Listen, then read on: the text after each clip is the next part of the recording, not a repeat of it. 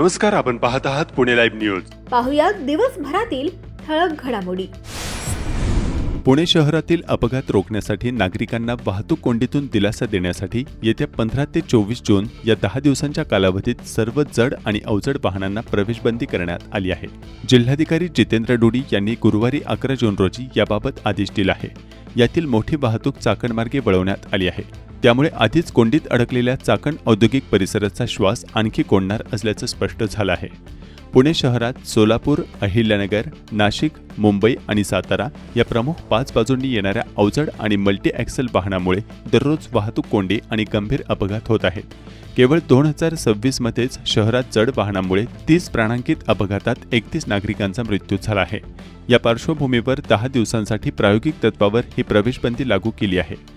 वाहनधारकांनी पर्यायी मार्गाचा वापर करून सहकार्य करावे असे आवाहन जिल्हाधिकारी जितेंद्र डोडी यांनी केले आहे. पुणे शहरात प्रवेश करणाऱ्या वाहनांसाठी पर्यायी मार्ग पुढीलप्रमाणे. क्रमांक 1, सोलापूरहून मुंबईकडे जाणारी वाहने. या वाहनांना शहरात प्रवेश न देता खालील पर्यायी मार्गांचा वापर करण्याच्या सूचना दिल्या आहेत. केडगाव चौक, न्हावरे, तळेगाव ढमढेरे, शिक्रापूर, चाकण मार्ग, ओरळी कांचन, कोरेगाव मूळ, आळंदी, तळेगाव ढमढेरे, शिक्रापूर, चाकण मार्ग, थेऊर फाटा, केसनंद, लोणीकंद, कुसगाव फाटा, आंबेठाण मार्ग. क्रमांक 2, मुंबईकडून सोलापूरकडे जाणारी वाहने. तळेगाव MIDC, चाकण, शिक्रापूर, तळेगाव ढमढेरे, न्हावरे, केंगाव चौक, सोलापूर महामार्ग. तळेगाव MIDC, चाकण, शिक्रापूर, तळेगाव ढमढेरे, आळंदी, कोरेगाव मूळ, उरळी कांचन मार्ग. क्रमांक 3, मुंबईहून अहिल्यानगरकडे जाणारी वाहने. खेड शिवापूर, वाघोली, वडू, मंचर, नारायणगाव, आळेफाटा मार्गे अहिल्यानगर, नारायणगाव, टाकळी ढोकेश्वर, कोपरगाव, शिर्डी, अहिल्यानगर. क्रमांक 4, अहिल्यानगरहून मुंबईकडे जाणारी वाहने. शिक्रापूर, चाकण, तळेगाव मार्गे मुंबई. क्रमांक 5, साताराकडून सोलापूरकडे जाणारी वाहने. सातारा, जेजुरी, मोरगाव, सुपे, केंगाव चौक मार्ग. क्रमांक 6, पुणे शहरात येणारी परंतु शहरातून पुढे जाणारी वाहने. अशा वाहनांनी शहरात प्रवेश न करता पर्यायी मार्गांचा वापर करावा असे आवाहन करण्यात आले आहे. पुणे शहरातील अंतर्गत वाहतुकीत देखील बदल करण्यात आला आहे. या आदेशातून पेट्रोल, डिझेल, गॅस, जीवनावश्यक वस्तू वाहून नेणारी वाहने तसेच अत्यावश्यक सेवा देणाऱ्या वाहनांना सूट देण्यात आली आहे. त्यामुळे अशा वाहनांच्या हालचालींवर निर्बंध लागू राहणार नाहीत. पुणे शहर पोलिसांनी वाहन चालकांना पर्यायी मार्गांचा वापर करून वाहतूक व्यवस्थेला सहकार्य करण्याचे आवाहन केले आहे. जड व अवजड वाहन चालकांनी प्रवेशबंदीच्या वेळेत शहरात प्रवेश टाळून जाहीर करण्यात आलेल्या मार्गांचा वापर करावा, अन्यथा वाहतूक नियमांनुसार कारवाई होऊ शकते. या निर्णयामुळे पुणे शहरातील वाहतूक कोंडी कमी होण्यास, अपघातांचे प्रमाण घटण्यास आणि नागरिकांना अधिक सुरक्षित आणि सुरळीत प्रवासाचा अनुभव मिळण्यास मदत होणार असून त्यामुळे चाकण परिसरावर अतिरिक्त वाहतुकीचा ताण येणार असल्याचा आरोप होत आहे. आधीच या भागातील रस्त्यांची कामे होऊ न देणारे शासन आणि प्रशासन आणखी या भागातील कोंडी वाढवणार असल्याचा नागरिकांचा आरोप आहे. 15 जून ते 24 जून दरम्यान 10 दिवस पुणे शहरात जड वाहनांना नो एंट्री असणार असल्याने चाकण परिसरातील वाहतुकीचा बट्ट्याबोळ होणार असल्याचे नागरिक सांगत आहेत. पुणे जिल्हाधिकारी कार्यालयाने खेडचे तहसीलदार प्रशांत बेडसे यांचे गौण खनिज आणि अर्धन्यायिक कोर्ट कामकाजांचे अधिकार काढून घेतले आहेत. खेडचे तहसीलदार प्रशांत बेडसे यांच्या विरुद्ध शासन स्तरावरील प्राप्त तक्रारींच्या अनुषंगाने त्यांच्याकडील गौण खनिज व अर्धन्यायिक कामकाज अन्य समकक्ष अधिकारी यांच्याकडे वर्ग करण्यात आले आहे. तहसीलदार बेडसे यांच्या कामकाजाबाबत काही लोकप्रतिनिधी तसेच नागरिक यांच्यामार्फत महसूल विभागाचे मंत्री व शासनास तक्रारी करण्यात आल्या होत्या. त्यामुळे तहसीलदार बेडसे यांच्या खेड तालुक्यातील कार्यरत कालावधीतील संपूर्ण कामकाजाची चौकशी करावी व त्यांनी पारित केलेल्या सर्व आदेशांची तपासणी करून त्याबाबतचा अहवाल सादर करण्याचे निर्देश देण्यात आलेले होते. दरम्यान प्राथमिक तपासणीमध्ये काही कामांत अनियमितता आढळून आल्यानंतर सदर प्रकरणांच्या सखोल तपासणीचे कामकाज सुरू करण्यात आले आहे. त्यामुळे त्यांचे गौण खनिज आणि अर्धन्यायिक कोर्ट कामकाजांचे अधिकार काढून घेण्यात आले आहेत. दरम्यान खेड तालुक्यात खरोखर पदावर आल्यानंतर अंधाधुंद कारभार करणाऱ्या तत्कालीन अधिकाऱ्यांना एक न्याय आणि अन्य अधिकाऱ्यांना वेगळा न्याय असा प्रकार सुरू असल्याची तालुक्यात चर्चा आहे. चाकण MIDC मध्ये मोई तालुका खेड येथील गावठाण परिसरात अवजड वाहनांना ग्रामपंचायतीच्या वतीने बंदी केली असतानाही अवजड वाहन चालक गावठाण परिसरातून छोट्याशा रस्त्याने गाड्या घेऊन जात आहेत. त्यामुळे ग्रामस्थांना वाहतूक कोंडीचा दररोज सामना करावा लागत आहे. शुक्रवारी 12 जून 2026 रोजी सायंकाळी अवजड माल वाहतूक करणारे वाहन अचानक गावठाण परिसरातील छोट्या रस्त्यावर आल्याने महावितरणाचे 3 खांब वाकून त्याच्या तारा तुटल्याचे स्थानिकांनी कळवले. विद्युत प्रवाह चालू असताना हा प्रकार घडलाय. स्थानिकांनी याबाबत महावितरणाला तत्काळ कळवले. त्यानंतर वीज पुरवठा खंडित करण्यात आल्याने मोठा अनर्थ टळला. मध्ये गाडी धडकलेली आई सर बाहेर गावची आहे. 6 पोल बेड झालेले आहेत. जागी जागी कंडक्टर तुटलेले आहेत. डीपी बॉक्स जळालेला आहे. याच्यामुळे 3 दिवस काय लाईट येऊ शकत नाही. आले तर 2 दिवसात पण येऊ शकते. पिंपरी चिंचवड सायबर पोलिसांनी आंतरराष्ट्रीय स्तरावर कार्यरत असलेल्या मोठ्या सायबर फसवणूक रॅकेटचा पर्दाफाश करत मुख्य सूत्रधाराला थायलंडमधून ताब्यात घेण्यात यश मिळवलंय. रेड कॉर्नर नोटीस आणि लुकआउट सर्क्युलरच्या आधारे ही कारवाई करण्यात आली असून आरोपीला भारतात आणून अटक करण्यात आली आहे. सायबर पोलिसांच्या तपासात दुबई आणि थायलंडमधून भारतीय नागरिकांची कोट्यवधी रुपयांची ऑनलाईन फसवणूक करणाऱ्या आंतरराष्ट्रीय टोळीचे धागेदोरे उलगडले आहेत. तपासात आरोपी विविध व्यक्तींकडून बँक खाती, एटीएम कार्ड, चेकबुक, बँक खात्यांशी संलग्न मोबाईल क्रमांक, इंटरनेट बँकिंग आयडी आणि इतर माहिती मिळवत असल्याचं निष्पन्न झालंय. या खात्यांचा वापर सायबर गुन्ह्यातून मिळालेला पैसा वळवण्यासाठी केला जात होता. तांत्रिक तपासातून आरोपी भारतीय नागरिकांना विविध प्रकारच्या सायबर जाळ्यात अडकवत असल्याचं स्पष्ट झालंय. यामध्ये online task scam, share market गुंतवणूक फसवणूक आणि डिजिटल अरेस्टच्या नावाखाली नागरिकांची आर्थिक फसवणूक केली जात होती. राजगुरुनगर आणि चाकण परिसरात त्या प्रवृत्ती बळावल्या. खेड तालुक्यातील राजगुरुनगर शहरालगत असलेल्या पेठघाट ते चाकण दरम्यानच्या परिसरात गेल्या अनेक दिवसांपासून एक धक्कादायक प्रकार सुरू असल्याचं समोर आले. या परिसरात काही महिला आणि तृतीयपंथीयांचे एक मोठं रॅकेट सक्रिय असून रस्त्याच्या कडेला थेट बेकायदेशीर कुंटणखाना चालवला जात असल्याचा गंभीर आरोप स्थानिक नागरिकांकडून केला जात आहे. काही सामाजिक कार्यकर्त्यांनी या प्रकाराला वाचा फोडली असून प्रशासनाचे याकडे लक्ष वेधले आहे. चाकण शिक्रापूर रस्त्यावर दुय्यम निबंधक कार्यालयाच्या परिसरात भटक्या कुत्र्यांची दहशत वाढली आहे. या भागातून महिला व लहान मुलांवर ही कुत्री धावून जात असल्याचे स्थानिकांनी व्हिडिओ पाठवून कळवले आहे.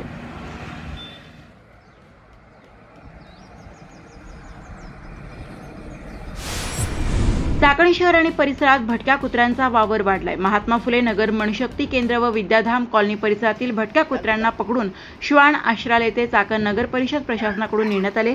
चाकण पालिकेने भटक्या श्वानांच्या बंदोबस्तासाठी सुरू केलेल्या उपाययोजनांचे नागरिकांकडून स्वागत होत आहे.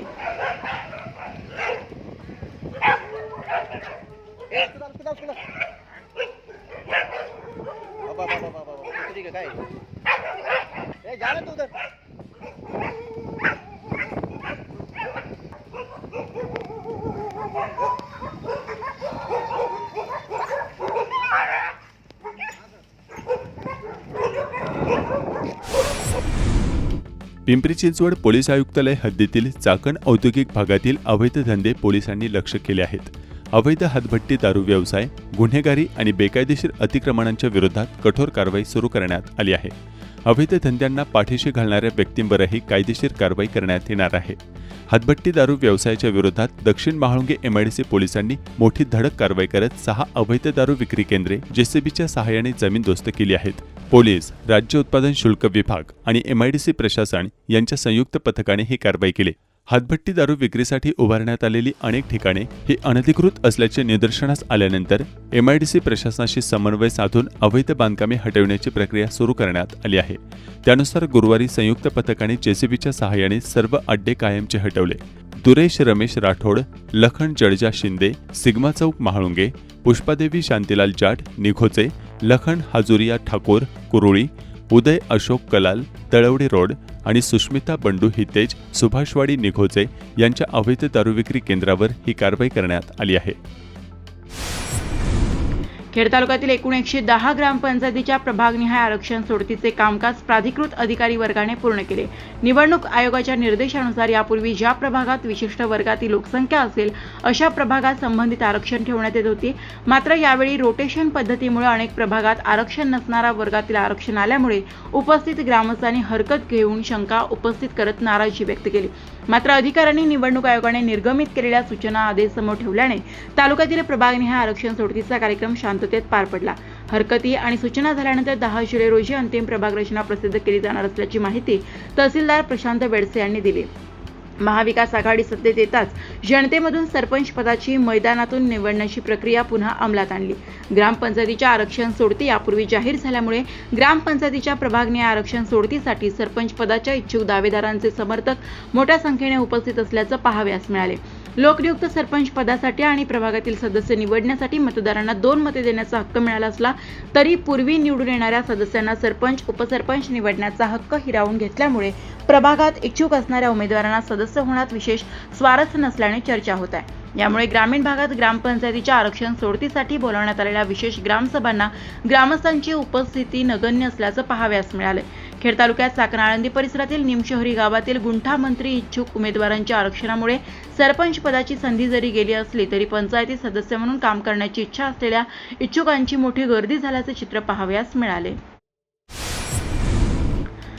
पुणे जिल्हा सहकारी दूध उत्पादक संघाच्या कात्रज डेअरी अध्यक्षपदी खेड तालुक्यातील अरुण चांभारे यांची निवड करण्यात आली आहे. पुणे जिल्हा सहकारी दूध उत्पादक संघाचे मावळते अध्यक्ष ॲडव्होकेट स्वप्नील ढमढेरे यांनी पहिल्या पदाचा राजीनामा दिला होता. कात्रज दूध संघावर राष्ट्रवादी काँग्रेस अजित पवार गटाची एकाती सत्ता आहे. दरवर्षी एका तालुक्यातील संचालकाला अध्यक्ष उपाध्यक्ष पदासाठी संधी द्यावी असा निर्णय झाला आणि त्यानुसार त्याची आतापर्यंत अंमलबजावणी झाली आहे. विद्यमान पदाधिकाऱ्यांचा कालावधी संपल्यामुळे त्यांनी राजीनामा देण्याबाबत इच्छुकांकडून सतत मागणी करण्यात येत होती. त्यानुसार राजीनामा झाल्याने अरुण चांभारे यांना संधी मिळाली. त्यांच्या निवडीचे खेड तालुक्यातून स्वागत होत आहे.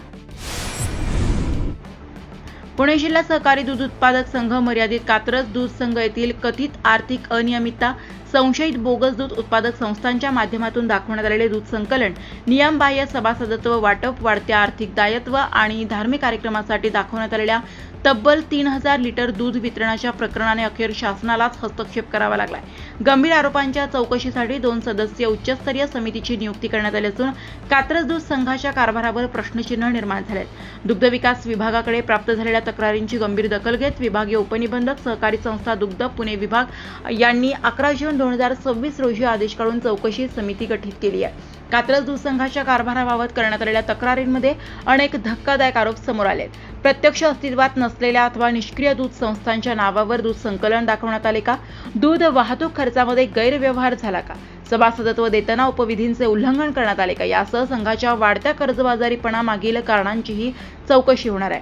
विशेष म्हणजे धार्मिक कार्यक्रमासाठी तब्बल 3000 लिटर दूध मोफत वितरित करण्यात आल्याचा दावा करण्यात आला असून या व्यवहारासाठी आवश्यक मंजुरी, संचालक मंडळाचा ठराव, आर्थिक अधिकारांचा वापर आणि नंतर घेण्यात आलेली कार्योत्तर मंजुरी यांचीही कसून तपासणी केली जाणार आहे. या व्यवहारात नियमांचे उल्लंघन झाले का याकडे सर्वांचे लक्ष लागले आहे. तक्रारींमध्ये काही दूध संस्थांच्या नावावर संशयास्पद दूध संकलन दाखवून आर्थिक व्यवहार केल्याचाही आरोप करण्यात आलाय. त्यामुळे प्रत्यक्षात दूध आले होते की केवळ कागदोपत्री नोंदी तयार करण्यात आल्या होत्या याचीही समितीकडून पडताळणी होणार असल्याची माहिती समोर येत आहे. सन 2021 ते 2025 या कालावधीत संघात सभासद करण्यात आलेल्या काही प्राथमिक दूध उत्पादक संस्थांच्या पात्रतेची, त्यांच्या प्रत्यक्ष अस्तित्वाची, दूध संकलन क्षमतेची आणि मंजुरी प्रक्रियेची स्वतंत्र चौकशी केली जाणार आहे. या सभासदत्वांचा संघाच्या निवडणूक प्रक्रियेवर परिणाम झाला का याचाही शोध घेतला जाण्याची शक्यता व्यक्त केली जात आहे. याशिवाय जाहिरात व मार्केटिंग खर्चातील वाढ, पशुखाद्य कारखान्यातील खरेदी प्रक्रिया, वाढती ओव्हरड्राफ्ट रक्कम, विविध आर्थिक व्यवहार आणि लेखापरीक्षणातील बाबींची कागदपत्रांचा तपासणी करण्यात येणार आहे. समिती दूध संकलन नोंदी, आर्थिक व्यवहार, सभासदत्व मंजुरीची कागदपत्रे, लेखापरीक्षण अहवाल आणि इतर अभिलेखांची छाननी करून शासनाला सविस्तर अहवाल सादर करणार आहे. खेडचे आमदार बाबाजी काळे यांच्या प्रयत्नातून व माजी मंत्री आमदार सचिन अहिर यांच्या आमदार स्थानिक विकास कार्यक्रम 2025-26 अंतर्गत मौजे वाकी बुद्रुक श्री भैरवनाथ मंदिर परिसर काँक्रिटीकरण करणे या कार्यक्रमाचा भूमिपूजन समारंभ संपन्न झाला. सदर कामांसाठी 10 लाख निधी मंजूर आहे. संबंधित कॉन्ट्रॅक्टरला चांगल्या प्रतीचे काम करण्याच्या सूचना आमदार बाबाजी काळे यांनी दिल्या. यावेळी पदाधिकारी व नागरिक मोठ्या संख्येने उपस्थित होते. राज्यात प्रशासकीय सेवेचा विस्तार करण्याचा निर्णय घेण्यात आला असून त्यानुसार नवीन अप्पर जिल्हाधिकारी कार्यालय तसेच अप्पर तहसील कार्यालय प्रस्तावित करण्यात आली आहेत. यामध्ये चाकण अप्पर तहसीलचा देखील समावेश आहे. या संदर्भात अधिसूचना तातडीने प्रसिद्ध करण्याच्या सूचना महसूल विभागाने दिल्या आहेत. त्यानुसार राज्यात 10 अप्पर जिल्हाधिकारी कार्यालय प्रस्तावित असून यामध्ये कल्याण, दापोली, बारामती, फलटण, पंढरपूर, किनवट, अचलपूर, पुसद, खामगाव, नागपूर ग्रामीण या ठिकाणांचा समावेश आहे. याशिवाय मुंबई शहर, बोरिवली, शहापूर, देवगड, साक्री, सिन्नर येथे उपविभागीय अधिकारी कार्यालय प्रस्तावित आहे. तहसीलदार कार्यालयांमध्ये मुंबई शहरासाठी 2 नवीन तहसीलदार कार्यालये प्रस्तावित आहेत. दादर तहसील कार्यालय व कुलाबा तहसील कार्यालयाचा यात समावेश आहे. याशिवाय राज्यात एकूण 66 नवीन अप्पर तहसीलदार कार्यालये प्रस्तावित आहेत. त्यातील काही प्रमुख कार्यालये खालीलप्रमाणे: चेंबूर, मालाड, वांद्रे, बेलापूर, डोंबिवली, पडदा, कासाब, विरार, बोईसर आणि रायपाटण, चाकण, साखरवाडी, उमरज, वडाळा, मजरे कारवे, लासलगाव, सिन्नर, नामपूर, नंदुरबार, शहादा, मोलगी, शिरपूर शहर, राजूर आणि घोडेगाव येथे अप्पर तहसील प्रस्तावित आहे. या कार्यालयांच्या निर्मितीची प्रक्रिया राबवण्यासाठी शासनाने जबाबदारी निश्चित केली आहे. यामध्ये अप्पर जिल्हाधिकारी, उपविभागीय आणि तहसील कार्यालयांच्या निर्मितीची कार्यवाही संबंधित जिल्हाधिकारी करतील. अप्पर तहसील कार्यालयांच्या निर्मितीची कार्यवाही संबंधित उपविभागीय अधिकारी यांच्याकडे सोपवण्यात आली आहे. या संदर्भात 15 दिवसांची जाहीर सूचना प्रसिद्ध करून हरकती व सूचना मागवण्याच्या सूचना देण्यात आल्या आहेत. सदर हरकती व सूचना स्वयंस्पष्ट अहवालासह विभागायुक्त कार्यालयामार्फत शासनास सादर करण्याच्या सूचना देण्यात आल्या आहेत. चाकणमधील अप्पर तहसीलसाठी खेडचे आमदार बाबाजी काळे यांच्या प्रयत्नांना यश आले असून खेड तालुक्याच्या पश्चिम भागातील आणखीन एका अप्पर तहसील कार्यालयास मात्र अद्याप मंजुरी मिळालेली नाही. श्री क्षेत्र देहू संतश्रेष्ठ जगद्गुरू तुकाराम महाराज यांची साधना भूमी म्हणून ओळखलेल्या जाणाऱ्या भामचंद्र डोंगराच्या पायथ्याला भामचंद्र मुक्ती लढा परिषद संपन्न झाली. अखिल भारतीय मराठा महासंघ संत भूमी संरक्षण समिती यांच्या संयुक्त विद्यमाने आयोजन करण्यात आले होते. राजगुरुनगर येथील पुणे जिल्हा मध्यवर्ती सहकारी बँकेच्या शाखेत राष्ट्रवादी काँग्रेस पक्षाचा वर्धापन दिन साजरा करण्यात आला. यावेळी ध्वजारोहण करण्यात आले. यावेळी पक्षाचे नेते, पदाधिकारी व कार्यकर्ते मोठ्या संख्येने उपस्थित होते. उपस्थितांना माजी आमदार दिलीप मोहिते यांनी मार्गदर्शन केलं. नमस्कार, आपण पाहत आहात पुणे लाईव्ह न्यूज.